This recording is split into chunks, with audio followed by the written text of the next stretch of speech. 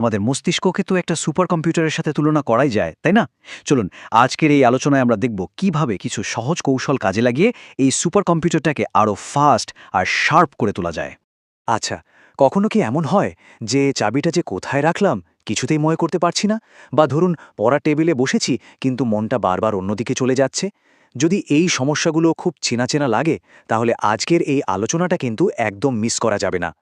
তো ব্রেইন পাওয়ার বাড়ানোর কথা বলার আগে আমাদের তো আগে বুঝতে হবে এই ব্রেইন পাওয়ার জিনিসটা আসলে কি। চলুন সেটাই আগে জেনে নিই। খুব সহজ করে যদি বলি, ব্রেন পাওয়ার হলো আমাদের চিন্তা করার, নতুন কিছু শেখার, পুরনো কথা মনে রাখার আর ঠিক সময়ে ঠিক সিদ্ধান্ত নেওয়ার একটা মিলিত ক্ষমতা। মানে এটা শুধু স্মৃতিশক্তির ব্যাপার নয়, এর সাথে আরও অনেক কিছু জড়িয়ে আছে।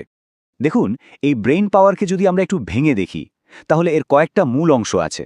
যেমন আমাদের স্মৃতিশক্তি বা মেমরি, আমাদের চিন্তা করার ক্ষমতা, ঠিক সময়ে ঠিক সিদ্ধান্ত নেওয়ার দক্ষতা, আর হ্যাঁ, মনোযোগ ধরে রাখার ক্ষমতা। আর কত তাড়াতাড়ি আমরা নতুন কিছু শিখতে পারি সেটাও এর মধ্যে পড়ে।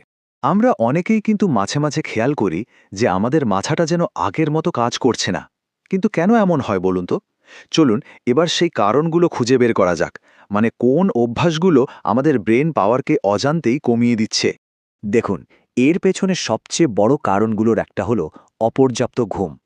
যখন আমরা ঠিকমতো ঘুমাই না তখন আমাদের মস্তিষ্ক নিজেকে সারিয়ে তোলার সময়টাই পায় না। আর তার ফল কি হয়? সারাদিন একটা ঝিমুনি ভাব, আর কিছুতেই মনোযোগ দেওয়া যায় না। আজকাল তো আমাদের জীবনের একটা বিরাট অংশ জুড়ে থাকে মোবাইল আর ল্যাপটপের স্ক্রিন। কিন্তু এই অতিরিক্ত স্ক্রিন টাইম, মানে ঘন্টার পর ঘন্টা স্ক্রিনের দিকে তাকিয়ে থাকা, এটা কিন্তু আমাদের মনোযোগের 12টা বাজিয়ে দেয়। এমনকি আমাদের ঘুমের স্বাভাবিক চক্রকেও নষ্ট করে ফেলে। আমাদের শরীরের যেমন ভালো খাবারের দরকার হয়, ঠিক তেমনই কিন্তু আমাদের মস্তিষ্কেরও দরকার। মানে পুষ্টিকর খাবার খেলে মস্তিষ্ক চাঙ্গা থাকে, আর উল্টোপাল্টা খাবার খেলে সেটা ঝিমিয়ে পড়ে। এর প্রভাবটা কিন্তু সরাসরি আমাদের চিন্তার শক্তির উপর পড়ে। যদি কেউ দিনের পর দিন খুব বেশি মানসিক চাপ বা স্ট্রেসের মধ্যে থাকে, তাহলে তার মস্তিষ্কের কার্যক্ষমতা কিন্তু মারাত্মকভাবে কমে যেতে পারে। এই স্ট্রেস আমাদের স্মৃতিশক্তি আর সিদ্ধান্ত নেওয়ার ক্ষমতা দুটোকেই দুর্বল করে দেয়। ধূমপান বা মদ্যপানের মতো অভ্যাসগুলো তো সরাসরি আমাদের মস্তিষ্কের কোষের ক্ষতি করে, আর এর লম্বা সময়ের প্রভাব কিন্তু বেশ ভয়ঙ্কর। যেমন স্মৃতিশক্তি কমে যাওয়া বা ভুলে যাওয়ার মতো রোগের ঝুঁকি অনেক বেড়ে যায়। আমরা অনেকেই হয়তো ব্যাপারটা তেমনভাবে ভাবি না, কিন্তু শরীরচর্চার অভাবে আমাদের মস্তিষ্কে ঠিকমতো রক্ত আর অক্সিজেন পৌঁছাতে পারে না। এর ফলে কি হয়? আমাদের মানসিক সতেজতা আর কাজ করার এনার্জি দুটোই কমে যায়। আর সবশেষে কিছু শারীরিক অসুস্থতাও কিন্তু এর জন্য দায়ী হতে পারে। যেমন ধরুন ডায়াবেটিস বা হাই ব্লাড প্রেশার। এগুলোও কিন্তু আমাদের মস্তিষ্কের স্বাস্থ্যের জন্য একটা বড় ঝুঁকি।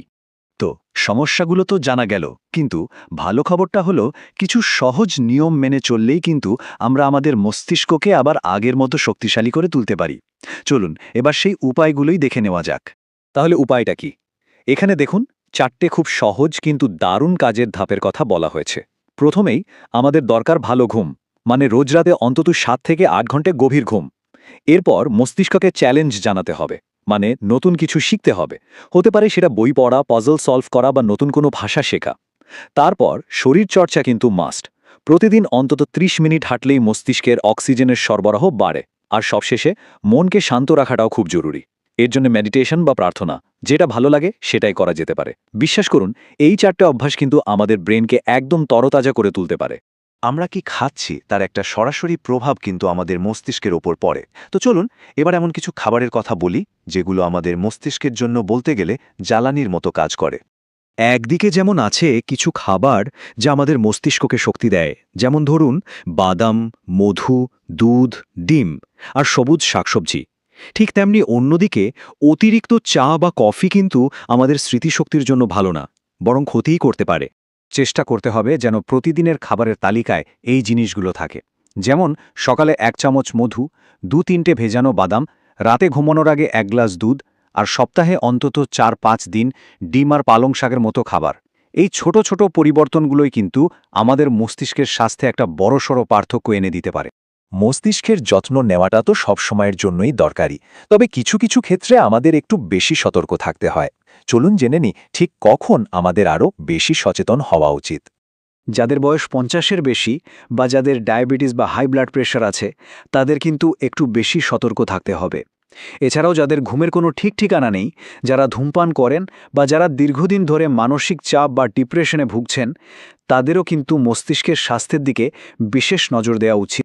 আর হ্যাঁ, যদি দেখেন যে খুব ঘন ঘন জিনিসপত্র ভুলে যাচ্ছেন বা কথা বলার সময় কথা জড়িয়ে যাচ্ছে, এমনকি পরিচিত মুখ চিনতেও অসুবিধে হচ্ছে, অথবা মাথায় সারাক্ষণ একটা ভারী ভাব লেগে আছে, তাহলে কিন্তু আর দেরি না করে একজন বিশেষজ্ঞের সাথে কথা বলাটা খুব জরুরি। আমাদের সবসময় মনে রাখতে হবে, আমাদের জীবনের সবচেয়ে দামি সম্পদ যদি কিছু থাকে, সেটা হলো আমাদের মস্তিষ্ক, আর এর যত্ন নেওয়ার দায়িত্বটাও কিন্তু আমাদেরই। আর সবচেয়ে বড় আশার কথা কি জানেন? বয়স যাই হোক না কেন, সঠিক জীবনযাপন আর কিছু ভালো অভ্যাস যদি আমরা গড়ে তুলতে পারি, তাহলে কিন্তু আমরা আমাদের মনকে সবসময় সতেজ আর তীক্ষ্ণ রাখতে পারব। তাহলে আজকের এই আলোচনা থেকে আমরা নিজেদের একটা প্রশ্ন করতেই পারি, নিজের মস্তিষ্ককে আরও শক্তিশালী করে তোলার জন্য আজ থেকেই কোন ছোট পরিবর্তনটা আমরা আমাদের জীবনে আনতে পারি। ধন্যবাদ।